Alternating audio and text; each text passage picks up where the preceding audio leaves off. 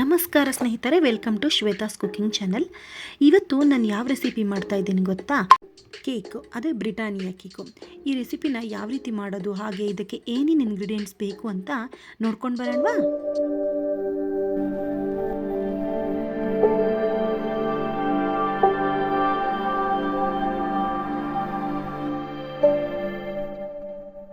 ನಾನು ಇಲ್ಲಿ ಮೊದಲಿಗೆ ಕೇಕ್ ಮೌಲ್ಡ್ ತೊಗೊಂಡಿದ್ದೀನಿ. ನನ್ನ ಹತ್ರ ಹಾರ್ಟ್ ಶೇಪಿಂದಿತ್ತು, ಸೊ ಅದನ್ನು ತೊಗೊಂಡಿದ್ದೀನಿ. ಅದಕ್ಕೆ ಸ್ವಲ್ಪ ಆಯಿಲ್ನ ಗ್ರೀಸ್ ಮಾಡಿಕೊಂಡು ನೋಡಿ ಈ ಥರ ಎಲ್ಲ ಅಂದರೆ ಫುಲ್ ಸರೌಂಡಿಂಗ್ ಆ ಮೌಲ್ಡಿಗೆ ಹಾಕಬೇಕಾಗತ್ತೆ.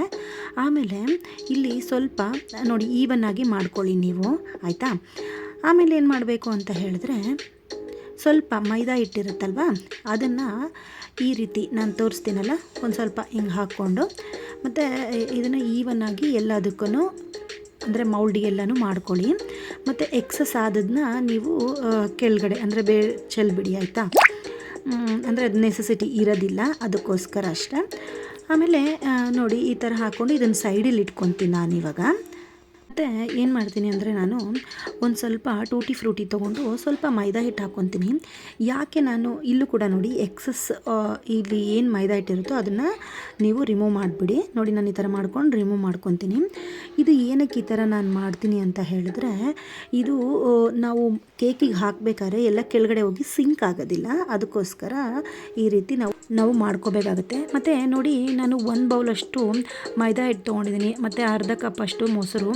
ಆಮೇಲೆ ಈ ಮೈದಾ ಹಿಟ್ಟು ಎಷ್ಟು ತೊಗೊತೀವೋ ಅದ್ರ ಹಾಫ್ ಅಷ್ಟು ನೀವು ಸಕ್ಕರೆ ತೊಗೊಂಡ್ರೆ ಸಾಕಾಗುತ್ತೆ. ನಾನು ಇಲ್ಲಿ 2 ಎಸೆನ್ಸ್ ತೊಗೊಂಡಿದ್ದೀನಿ, ಪೈನಾಪಲ್ಲು ಮತ್ತು ವೆನಿಲಾ ಎಸೆನ್ಸು. ಮತ್ತು ನಾವು ಇಲ್ಲಿ ಓವನಲ್ಲಿ ಮಾಡ್ತಾ ಇರೋದ್ರಿಂದ ಫಸ್ಟು ನಾವು ಓವನ್ನ ಪ್ರೀ ಹೀಟ್ ಮಾಡ್ಕೋಬೇಕಾಗತ್ತೆ. ಅಂದರೆ ಒಂದು 10 ನಿಮಿಷಗಳ ಕಾಲ ಪ್ರೀ ಹೀಟ್ ಮಾಡ್ಕೋಬೇಕಾಗತ್ತೆ. ಅದಕ್ಕೆ ನಾವು ಓವನ್ನ ಕನ್ವೆಕ್ಷನ್ ಮೋಡ್ಗೆ ಚೇಂಜ್ ಮಾಡಬೇಕಾಗತ್ತೆ. ಸೊ ನೋಡ್ಬೋದು, ಇಲ್ಲಿ ಕನ್ವೆಕ್ಷನ್ ಬಟನ್ ಒತ್ಬಿಟ್ಟು ಇಮಿಡಿಯೇಟಾಗೆ 180 ಡಿಗ್ರಿನ ಸೆಲೆಕ್ಟ್ ಆಗುತ್ತೆ. ನಾನು 180 ಡಿಗ್ರಿಲೇ ಬೇಕ್ ಮಾಡ್ತಾ ಇರೋದು, ಸೊ ಅದಕ್ಕೋಸ್ಕರ. ಮತ್ತು ನಾನು ಅಲ್ಲಿ 10 ಮಿನಿಟ್ಸ್ ಸೆಟ್ ಮಾಡ್ತೀನಿ. ಆ 10 ಮಿನಿಟ್ಸಲ್ಲಿ ನಾವು ಬ್ಯಾಟರ್ ರೆಡಿ ಮಾಡ್ಕೋಬೇಕಾಗತ್ತೆ. ನೋಡಿ ಇಲ್ಲಿ ನಾನು ಸ್ವಲ್ಪ ಮೊಸರನ್ನ ಹಾಕ್ತಿದ್ದೀನಿ. ಆಮೇಲೆ ಅದಕ್ಕೆ ಸ್ವಲ್ಪ ನಾವು ಇದನ್ನು ಮಾಡ್ಕೊಂಡಿದ್ವಿ ಅಲ್ಲ, ಸಕ್ಕರೆ ಪೌಡರು, ಅದನ್ನು ಸಕ್ಕರೆ ಪೌಡರ್ ಮಾಡ್ಕೊತೀನಿ ನಾನು. ಆಮೇಲೆ ಸ್ವಲ್ಪ ಆಯಿಲ್ ಹಾಕ್ಕೊತೀನಿ, ಅದನ್ನು ಹಾಕಿ ಚೆನ್ನಾಗಿ ಮಿಕ್ಸ್ ಮಾಡಬೇಕಾಗುತ್ತೆ. ಮತ್ತು ನಾನು ಈ ಟೈಮಲ್ಲಿ ಏನು ಮಾಡ್ತೀನಿ ಅಂತ ಹೇಳಿದ್ರೆ, 2 ಎಸೆನ್ಸ್ ಇರುತ್ತಲ್ಲ, ಆ 2 ಎಸೆನ್ಸ್ನ ಸ್ವಲ್ಪ ಅಂದರೆ ಒಂದು 1/4 ಸ್ಪೂನಷ್ಟು ಹಾಕಿದ್ರೆ ಸಾಕಾಗುತ್ತೆ. ನಾನು ನೋಡಿ ಇಲ್ಲಿ 2 ಎಸೆನ್ಸ್ನ ಹಾಕ್ಕೊತೀನಿ. ಹಾಕ್ಕೊಂಡ್ಬಿಟ್ಟು ಇದನ್ನು ಈವನ್ನಾಗಿ ಮಿಕ್ಸ್ ಮಾಡ್ಕೋಬೇಕಾಗತ್ತೆ. ನೀವು ಸ್ಪ್ಯಾಚುಲಾಯಿಂದನೂ ಮಾಡ್ಕೋಬೋದು. ನಾನು ಬರೀ ಇಷ್ಟು ಮಾಡ್ತಾ ಇದ್ದೆ ಅಲ್ವಾ, ಸೊ ಲಾರ್ಜ್ ಕ್ವಾಂಟಿಟಿ ಇಲ್ಲ ಅಲ್ವಾ, ಸ್ವಲ್ಪ ಕ್ವಾಂಟಿಟಿ, ಅದಕ್ಕೋಸ್ಕರ ನಾನು ಈ ಥರ ಇದರಲ್ಲೇ ನಾನು ಮಿಕ್ಸ್ ಮಾಡ್ಕೊತ ಹೇಳಿದೆ. ಆಮೇಲೆ ನೋಡಿ 1 ಬೌಲಷ್ಟು ನಾನು ಮೈದಾ ಹಿಟ್ಟು ಹಾಕೋತಿದ್ದೀನಿ. ಮತ್ತು ಇದಕ್ಕೆ 1 ಸ್ಪೂನಷ್ಟು ಬೇಕಿಂಗ್ ಪೌಡರ್ ಹಾಕೋಬೇಕಾಗುತ್ತೆ.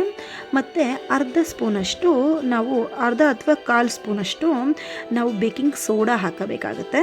ಸೊ ನೋಡಿ ಅದನ್ನು 2 ನಾನು ಆ್ಯಡ್ ಮಾಡ್ತಾಯಿದ್ದೀನಿ. ಅದೆರಡು ಆ್ಯಡ್ ಮಾಡಿದಷ್ಟು ಸೀವ್ ಮಾಡಬೇಕಾಗುತ್ತೆ, ಯಾಕಂತ ಹೇಳಿದ್ರೆ ಇದು ಲಂಪ್ಸ್ ಎಲ್ಲ ಬರಬಾರ್ದು, ಅದಕ್ಕೋಸ್ಕರ ನಾವು ಈ ರೀತಿ ಮಾಡ್ಕೋಬೇಕು. ಮತ್ತು ನೋಡಿ ಅದೆಲ್ಲ ಹಾಕಿದ ತಕ್ಷಣ ಮತ್ತು ಈ ರೀತಿ ಮಿಕ್ಸ್ ಮಾಡ್ಕೊಳ್ಳಿ. ಅಂದರೆ ನಮಗೆ ಇಲ್ಲಿ ಗೊತ್ತಾಗುತ್ತೆ ಅದು ತಿಕ್ನೆಸ್ಸು ಸ್ವಲ್ಪ ಅಂದರೆ ಏನು ತುಂಬಾ ವಾಟರಿ ಇರಬಾರ್ದು, ತುಂಬ ಗಟ್ಟಿ ಈ ರೀತಿಯೂ ಇರಬಾರ್ದು. ಸೊ ಆವಾಗ ನಾನು ಸ್ವಲ್ಪ ಹಾಕೋಬಹುದು. ನಾವು ಸ್ವಲ್ಪ ಏನಾದರೂ ಅಂದರೆ ಹಾಲಂದರೆ ತಣ್ಣನ ಹಾಲಲ್ಲ, ಹಾಲು ಕಾಯಿಸಿರೋದು ಮತ್ತು ರೂಮ್ ಟೆಂಪ್ರೇಚರ್ ಬಂದಿರಬೇಕು. ಮತ್ತು ಈ ಟೈಮಲ್ಲಿ ನಾನು ಟೂಟಿ ಫ್ರೂಟಿ ಇರುತ್ತಲ್ಲ ಅದನ್ನು ಆ್ಯಡ್ ಮಾಡ್ಕೊತೀನಿ.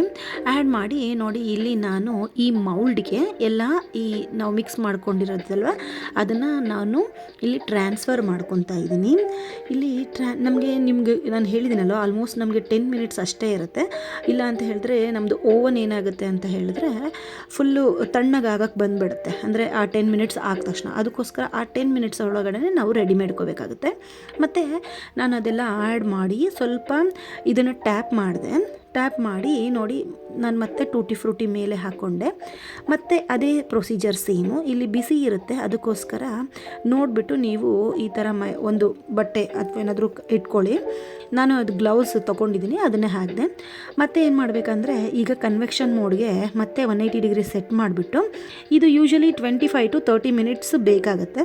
ನಾನು ಫಸ್ಟ್ ಟೈಮ್ ಮಾಡಿದೆ ಅಲ್ಲ, ಅದಕ್ಕೋಸ್ಕರ 30 ಮಿನಿಟ್ಸು ಇಡೋಣ ಅಂತೇಳಿ ಇಟ್ಬಿಟ್ಟೆ.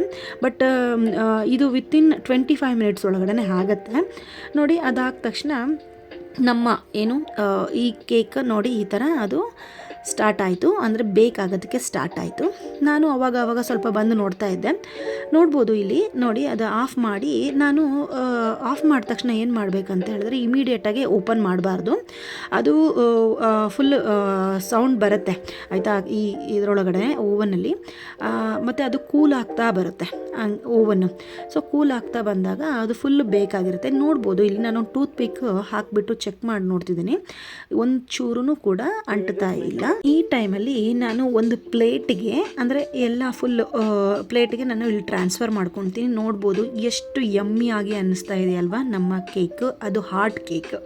ಸೊ ನಾನೇನು ಮಾಡಿದೆ, ಇದನ್ನು ಫುಲ್ಲು ಈ ಥರ ಕಟ್ ಮಾಡಿಬಿಟ್ಟು ನೋಡಿ ಇನ್ನೂ ತೋರಿಸ್ತೀನಿ ನಾನು, ಮತ್ತು ಯಾವ ರೀತಿ ಸ್ಮೂತಾಗಿ ಅಂದರೆ ಎಷ್ಟು ಪಫಿಯಾಗಿ ಬಂದಿದೆ ಅಂತ ಹೇಳಿ. ಸೊ ನೀವು ಈವನ್ ಇಲ್ಲಿ ಈಸ್ಟ್ ಯೂಸ್ ಮಾಡ್ಬೋದು, ಬೇಕಿಂಗ್ ಪೌಡರು ಬೇಕಿಂಗ್ ಸೋಡಾ ಬದಲು. ಬಟ್ ಅದು ನನ್ನ ಕಡೆ ಇರಲಿಲ್ಲ, ಮನೆಯಲ್ಲೇ ಇತ್ತಲ್ವ, ಸೊ ಯೂಸ್ ಮಾಡಿದೆ. ನೋಡಿ ಎಷ್ಟು ಚೆನ್ನಾಗಿ ಯಮ್ಮಿಯಾಗಿ ಒಳ್ಳೆ ಬ್ರಿಟಾನಿಯಾ ಕೇಕ್ ಥರನೇ ಬಂದಿದೆ. ಈವನ್ ಕೇಕಲ್ಲಿ ನೀವು ಅಂಗಡಿಲಿ ಹೋಗಿ ತೊಗೋತಿರಲ್ಲ ಬೇಕರಿಲಿ, ಅದೇ ಥರನೇ ನೀವು ನೋಡ್ಬೋದು. ಸೊ ಅಷ್ಟೊಂದು ಅಮೌಂಟ್ ಕೊಟ್ಟು ಹೊರಗಡೆ ತೊಗೊಳ್ಳೋ ಬದಲು ನೀವೇ ಒಂದು ಹಾಫ್ ಆನ್ ಅವರ್ ಸ್ಪೆಂಡ್ ಮಾಡಿದ್ರೆ ಇಲ್ಲೇ ನಮ್ಮ ಮನೇಲೇ ಮಾಡ್ಕೋಬೋದು.